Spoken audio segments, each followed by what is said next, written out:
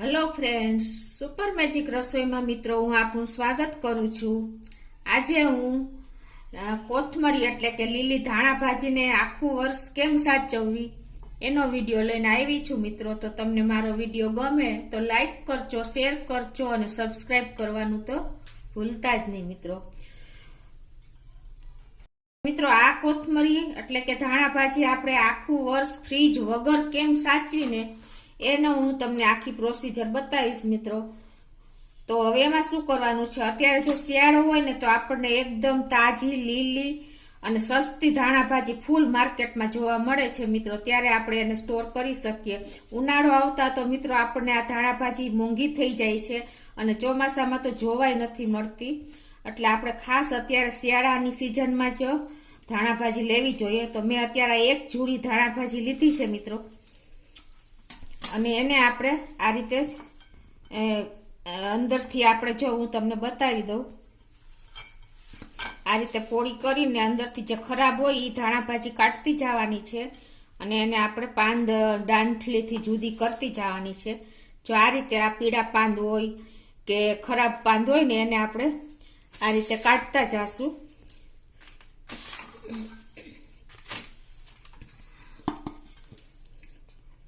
અને એની આ જે કૂણી ડંઠલ હોય ને ત્યાંથી આપણે કટ કરતા જાશું આ રીતે। એટલે શું થાય મિત્રો, આ પાંદડા કરતા પણ એની ડંઠલમાં એનો ટેસ્ટ ધાણા ભાજીનો વધારે સરસ સ્મેલ આવે છે, એટલે તમે ખાસ નોટ કરજો। એટલે આ રીતે તમારે ધાણા ભાજીને તોડવાની છે અને સ્ટોર કરવા માટે આ ખરાબ પાંદ હોય કાઢતા જાશું આપણે। આવી રીતે કૂણી ડંઠલ ત્યાંથી કટ કરી લેવાની છે આ રીતે। અને ઘણી વખત જો આવી રીતે વચ્ચેની તમે આ એકદમ જો આ ડંઠલ તમે જોઈ શકો છો ને, આ એકદમ કૂણી હોય છે અને આખી એકદમ ટેસ્ટી હોય છે, એટલે આને તમારે ખાસ લેવાની, કેમ કે આનો ટેસ્ટ જ બધાય કરતા એકદમ સ્ટ્રોંગ હોય છે। એટલે આ રીતે આપણે બધી ધાણા ભાજી કટ કરી લેશું। તો જો મિત્રો મેં અત્યારે આ બધી કોથમરી મેં બતાવી એ રીતે સમારી લીધી છે આ દાંડી સહિત, એટલે એમાં સ્મેલ વધારે હોય છે। અને આપણે જ્યારે માર્કેટમાં કોથમરી લેવા જાય ને ત્યારે આવી મોટા પાંદવાળી અને કૂણા પાંદવાળી ફ્રેશ એકદમ ધાણા ભાજી લેવાની છે। એનું કારણ એ છે કે આપણે આખું વર્ષ સ્ટોર કરવાની છે। હવે આ રીતે આપણે એને ડંઠલથી કાપ્યા પછી હવે મિત્રો એને આપણે આ રીતે માટીવાળી કોથમરી વધારે હોય છે અત્યારે, એટલે એને આપણે સેજ અત્યારે તો હાવ ચોખ્ખી છે, પણ હું તમને ધોયા પછી બતાવું મિત્રો કે કેટલી માટી તોય નીકળે છે। હવે એને આપણે 3 થી 4 પાણી આ રીતે વાસણમાં નાખતું જવાનું થોડી થોડી, અને પાણી બદલતું જવાનું। આ રીતે આપણે બધી ધાણા ભાજી ધોઈ લેશું મિત્રો। તો જો આ રીતે થોડા થોડા પાણી બદલતું જવાનું અને આ રીતે તમારે ધોતી જવાની। અને મિત્રો એને આપણે આવી રીતે નિતારીને કિચન નેપકિન ઉપર આ રીતે આપણે કોળી મૂકતા જાશું અને રાખતા જાશું। તમે જોઈ શકો છો જો આપણી ધાણા ભાજી એકદમ ચોખ્ખી હતી ને તો પણ જો પાણી માટી નીકળી જ છે, કચરો બધો તમે જોઈ શકો છો। એટલે તમને એમ લાગે કે સારી છે, પણ એટલે તો માટી હોય જ છે ધાણા ભાજીમાં। તો હવે હું આ રીતે બધી ધાણા ભાજી ધોઈ લઉં છું। તો મિત્રો જો આ રીતે મેં ધાણા ભાજીને 2 કપડા ઉપર નાખી દીધી છે, આવી રીતે પોળી કરી દીધી છે નિતારીને। હવે આને આપણે આવી રીતે 45 મિનિટ સુધી સુકાવા દેશું। તો જો મિત્રો 45 મિનિટ થઈ ગઈ છે અને જો આપણી ધાણા ભાજી પણ આમ પાણી સોસાઈ ગયું છે આ રીતે પેપર કિચન નેપકિન ઉપર કે કપડા ઉપર। હવે એને આપણે આ રીતે સમારતા જાશું, આવી રીતે ભેગી કરીને આપણે એને કટિંગ કરી લેશું।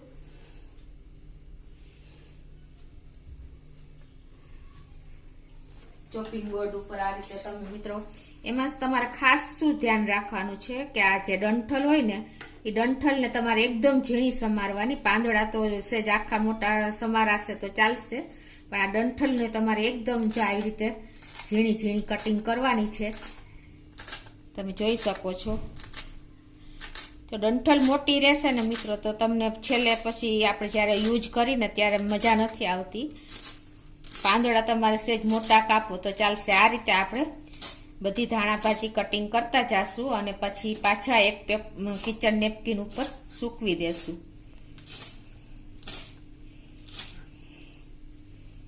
આ રીતે આપણે કટિંગ કરીને પછી આ રીતે આપણે નેપકિન ઉપર સ્પ્રિંકલ કરી દેવાની. આપણે હાથ પ્રેસ નથી કરવાનો, પણ આ રીતે તમે સ્પ્રિંકલ કરતા જાશો એટલે સરસ એકદમ છૂટી છૂટી થઈ જશે. તમે જોઈ શકો છો. જો આ રીતે જ આપણે બધી, હું આ રીતે બીજી પણ કટિંગ કરી લઉં છું. મિત્રો જો આ રીતે મેં બધી ધાણાભાજી કોથમરી સમારી લીધી છે અને એને આ રીતે કિચન નેપકિન ઉપર સૂકવી દીધી છે. તમે જોઈ શકો છો. આવી રીતે ઝીણી સમારીને આપણે એને પોરી કરી દેવાની છે નેપકિન ઉપર, સૂકા કપડા ઉપર, અને આ રીતે એને સુકાવા દેવાની છે. મિત્રો જ્યાં આપણે ફૂલ પંખો ચાલતો હોય ને ત્યાં એને આપણે 3 થી 4 દિવસ આ રીતે સુકાવા દેશું એટલે એકદમ સરસ ડ્રાય કોથમરી આપણી તૈયાર થઈ જશે મિત્રો. અને બીજું કે જો ઘણાને આપણે સુકવવી ન હોય ને તો ઘણા એ રીતે પણ આપણે કરી શકીએ છીએ કે માઇક્રોવેવ ઓવનમાં તમે આને સમાર્યા પછી 2 મિનિટ તમે કરશો ને તો ઇઝીલી 2 મિનિટમાં તમારી કોથમરી ધાણાભાજી તૈયાર થઈ જશે. પણ ઘણા પાસે ઓવન નથી હોતું એટલે મેં તમને આ પ્રોસીજર બતાવી છે મિત્રો. તો હવે આને આપણે 3 થી 4 દિવસ સુધી ફૂલ પંખા નીચે સુકવવાની છે. અને એક ખાસ તમે નોટ કરજો કે આપણે આને તડકે નથી સુકવવાની. તો હવે આપણે સુકાવા દેશું. મિત્રો જો 3 થી 4 દિવસ થશે ને એટલે તમારી કોથમરી આ રીતની તૈયાર થઈ જશે. તમે જોઈ શકો છો એકદમ ડ્રાય થઈ ગઈ છે અને સેજ આપણે પંખા નીચે સૂકવી હતી એટલે છાયામાં જ સૂકવી છે, પણ આ જે સરસ જો એકદમ ગ્રીન કલર આવી જશે. તમે જોઈ શકો છો આ રીતે.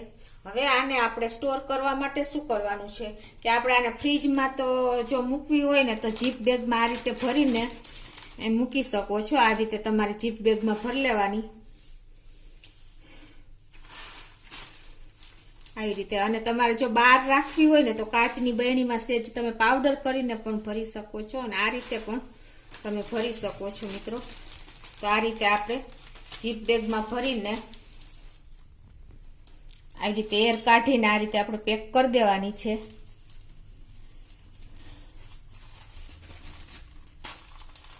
અને આ રીતે તમે આખું વર્ષ ફ્રીજમાં મૂકીને સાચવી શકો છો અને ફ્રીજની બહાર પણ તમે આ ધાણાભાજી રાખી શકો છો. જો આ બોટલમાં આ રીતે ભરીને તમારે પાવડર કરવો હોય તો પણ હાથેથી સેજ તમે મસરી નાખશો ને એટલે પાવડર થઈ જશે. અને એ પણ તમે આ રીતે બોટલમાં ભરીને સાચવી શકો છો.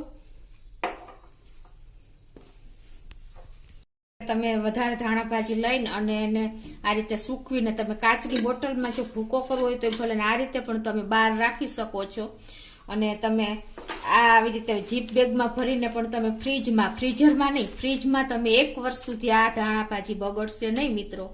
એટલે ખાસ તમે નોટ કરજો. આ રીતે જો સૂકી હશે ને તો તમારે કોઈ વાંધો નહીં આવે મિત્રો. તો તમે ચોક્કસ આ રીતે ટ્રાય કરજો. તો મિત્રો જો આ રીતે તમે 1 વર્ષ સુધી સ્ટોર કરજો. અને મારો વિડીયો ગમે તો લાઈક કરજો, શેર કરજો અને સબસ્ક્રાઈબ કરવાનું ભૂલતા નહીં.